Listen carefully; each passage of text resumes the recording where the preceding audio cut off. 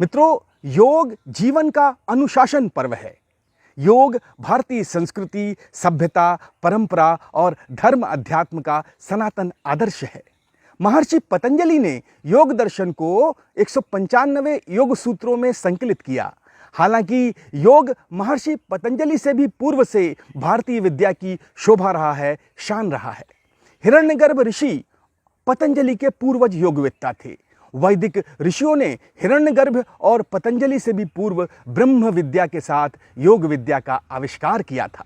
भारत भूमि के इस योग रत्न को अब अंतर्राष्ट्रीय ख्याति अर्जित हो चुकी है। प्रतिवर्ष अंतर्राष्ट्रीय योग दिवस मनाया जाता है। मित्रों, सुदेशना की विगत पाठशालाओं में हमने योग विषय को विशद किया था। अब तक हम अष्टांग योग के 5 बहिरंग साधनों, यम, नियम, आसन, प्राणायाम और प्रत्याहार को समझ चुके हैं। आज सुदेशना की 70वीं पाठशाला में योग के शीर्ष 3 अंतरंग साधनों धारणा, ध्यान और समाधि को समझेंगे। धारणा क्या है? जब शरीर को आसनों द्वारा साधा जाता है, जब मन प्राणायाम की अग्नि से सुसंस्कृत और पवित्र किया जाता है, जब इंद्रियां प्रत्याहार द्वारा वश में की जाती हैं, तब साधक धारणा नामक योग की 6ठी अवस्था को प्राप्त करता है। जब मन की ऐसी अवस्था प्राप्त हो जाए कि लक्ष्य के अतिरिक्त अन्य विषय साधक के मन में न रहें, तब वह अवस्था धारणा की अवस्था कहलाती है।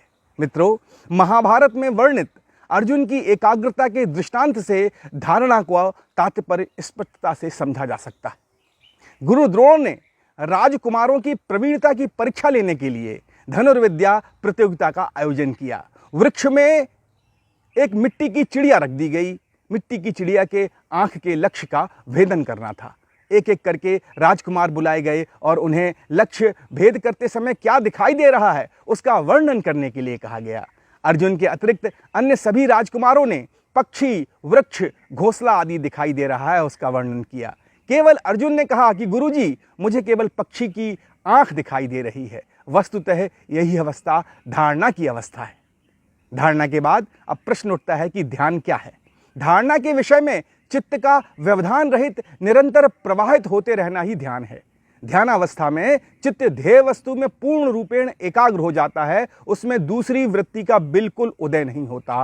धारणा में बीच बीच में दूसरी वृत्तियां आ जाया करती हैं, किंतु ध्यान में एक ही वृत्ति धारा रूप में निरंतर प्रवाहित होती रहती है। धारणा की परिपक्वता ही ध्यान है। ध्यान की आदर्श अवस्था प्राप्त कर साधक योग की अंतिम अवस्था समाधि में प्रवेश करता है। धारणा और ध्यान के बाद अब प्रश्न उठता है कि समाधि क्या है। ध्यान की पराकाष्ठा समाधि की अवस्था है। ध्यान की पराकाष्ठा समाधि ध्यान का अभ्यास करते करते जब ध्यान करने वाला ध्यान की शक्ति और ध्येय, ध्यान करने वाला ध्यान की शक्ति और ध्येय, इन तीनों की स्वतंत्र सत्ता समाप्त प्राय हो जाती है, तब वही अवस्था समाधि की अवस्था कहलाती है। प्रज्ञा, विजडम